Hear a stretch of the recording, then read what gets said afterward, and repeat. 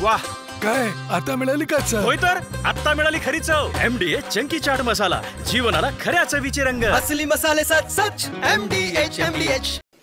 12 जूनच्या आधी देशामध्ये ज्या प्रकारचं वातावरण तयार झालं होतं, एकीकडे गुजरात, बिहार सारख्या राज्यांमध्ये नवनिर्माणाचं आंदोलन सुरू झालं होतं. त्याची झळ संपूर्ण देशामध्ये पोचली होती. मजुरांचं आंदोलन सुरू झालं होतं.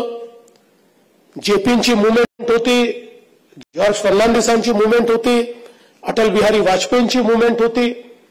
आणि यातून देशामध्ये एक जी करप्ट रेजिम तयार झाली होती त्याच्या विरुद्ध संघर्ष हा पुकारला गेला होता. आणि तशातच हा 12 जूनचा जो निकाल आला तो ज्याला आपण इंग्रजीत लास्ट नेल इन कॉफिन म्हणतो, अशा प्रकारे त्या निकालाचा परिणाम झाला. आणि म्हणून इंदिराजींना ज्यावेळेस लक्षात आलं की आता ही सत्ता वाचवणं कठीण आहे, कारण हायकोर्टाच्या निकालावर श्रीमती इंदिराजी सुप्रीम कोर्टमध्ये गेल्या. सुप्रीम कोर्टावर प्रचंड दबाव आणला. तथापि सुप्रीम कोर्टाने एक मध्यम निकाल दिला.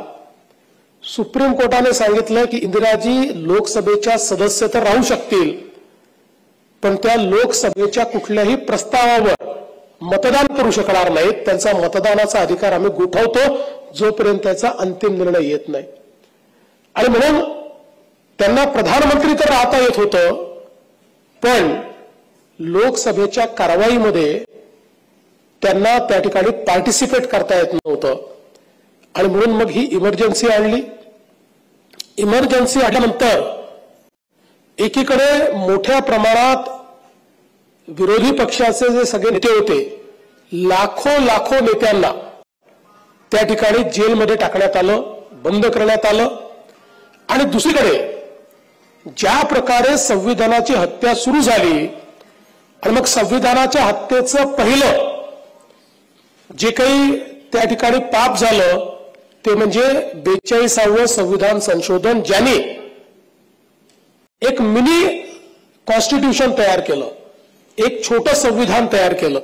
भारतरत्न डॉक्टर बाबासाहेब आंबेडकरांचं संविधान हे संपूर्णपणे बदलण्याचं काम या घटना दुरुस्तीने केलं. आपल्याला माहिती आहे, संविधान सभेमध्ये बोलत असताना भारतरत्न डॉक्टर बाबासाहेब आंबेडकरांनी सांगितलं की या संविधानातलं माझं सगळ्यात आवडतं काही असेल तर ते फंडामेंटल राईट्स आहेत, मूलभूत अधिकार आहेत. MDH चणा मसाला. आता छोले असो किंवा चवळी, पांढरे चणे असो किंवा काळे चणे, सगळं काही कमाल बने. MDH.